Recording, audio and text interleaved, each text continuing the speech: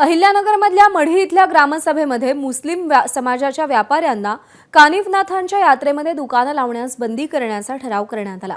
या संदर्भात ग्रामसेवकाला कारणे दाखवा नोटीसही बजावण्यात आली आहे। ग्रामपंचायतीने केलेला ठराव असंविधानिक असल्याचा आरोप करत मुस्लिम शिष्टमंडळानं गटविकास अधिकारी यांच्याकडे कारवाई करण्याची मागणी केली होती।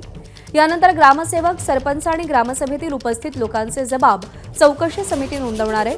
चौकशी अहवाल आल्यानंतर जिल्हा परिषदेचे मुख्य कार्यकारी अधिकाऱ्यांकडे पाठवला जाईल। दरम्यान आमदार संग्राम जगताप यांनी मढी ग्रामस्थांनी केलेल्या ठरावाचं स्वागत केलं असून आम्ही संपूर्ण गावाच्या निर्णयाच्या पाठीशी असल्याचं त्यांनी सांगितलंय।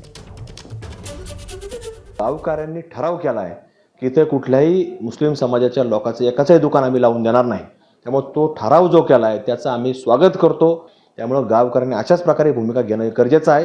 त्यांना जर काही कमतरता झाली तर आम्ही सगळे हिंदू म्हणून त्या ठिकाणी जाऊ आणि त्या गोष्टी तिथं त्या अतिक्रमण करण्याचा जो प्रयत्न करतात ते मोडून काढण्याचं काम हे संपूर्ण हिंदू समाज बांधव या ठिकाणी केल्याशिवाय राहणार नाही। एबीपी माझा, उघडा डोळे बघा नीट।